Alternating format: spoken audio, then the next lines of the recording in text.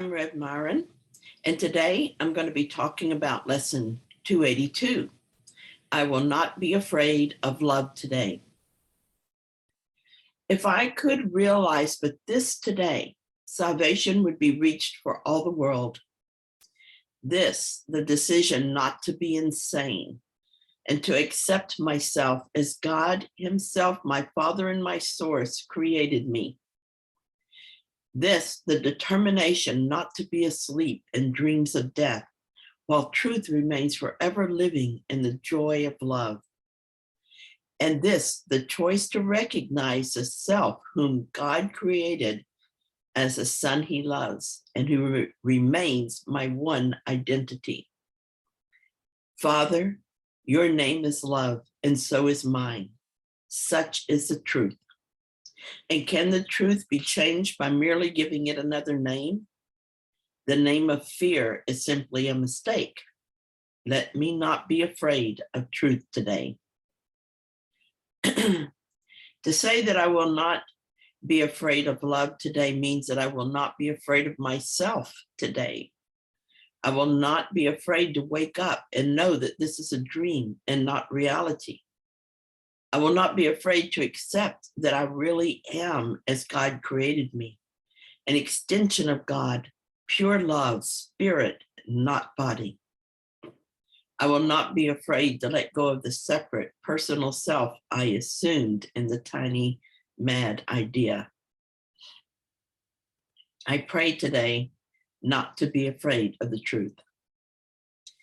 In the past, I looked at some tips from Regina Dawn Akers on this lesson. I revisited them today to see how I felt about them now. And here's what she said. The ego will not tell you that it is afraid of your truth. It will not separate itself from your truth in that way, because then you will see that the ego isn't your truth. In that seeing, you are set free.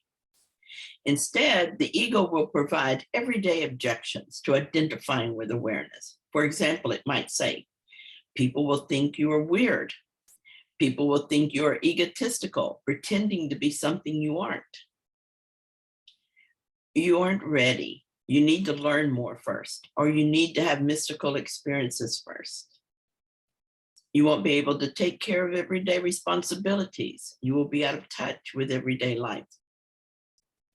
It's simply not true. That's not who you are. This is who you are. Spiritual teachings are mere fantasy. You don't have time for this. There are more important things that require your attention. All of these objections and other objections similar to them are expressions of the ego's fear of love. I've looked at Regina's list of objections carefully and honestly. I'm no longer worried about appearing weird, not even in front of my children. I still notice occasional fear of being considered egotistical, but I don't let that stop me. You aren't ready is one that I still cling to, but Jesus has been telling me that this isn't true, that I don't need to learn more or have any mystical experiences first. I'm starting to see that this idea of needing to do more to prepare for each step is just an ego decision to not accept what I am. If I already am what God created, what do I need to learn? Clinging to those few beliefs is just a way of pretending that I can't do this yet. The rest of the objections she suggests are simply not true, and I know this. I know several people who are awakened and have been for years, and they cope just fine with life. They're happy and peaceful and the most loving people I know. When I experienced the first shift a couple of years ago, I didn't experience any difficulty adjusting to it. In fact, life became easier to navigate, and I reached a level of happiness and peace of mind that I had never experienced before. To fully accept myself as God created me, I must let go of the self I made to take its place. There's nothing else for me to learn or to do to take this step other than to truly desire it. I watch my mind for further objections, and I watch closely, because the ego part of the mind doesn't want to find these objections. One day I was watching a TV show and I loved the story. I had a fleeting thought that I caught. It was that to fully awaken would mean that I could never experience another story like this. Okay, there was an objection. The fear of giving up the stories altogether.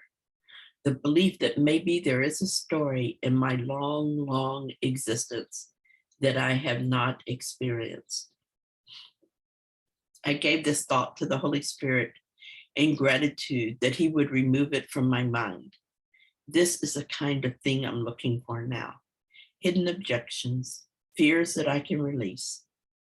Jesus tells us this: the name of fear is simply a mistake. Let me not be afraid of truth today.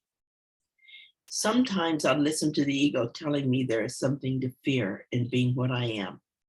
But I'm also being told that fear itself is a mistake and I don't have to believe it. There is only truth, not truth and fear. Thank you so much for being here with me today, and I'll talk to you tomorrow.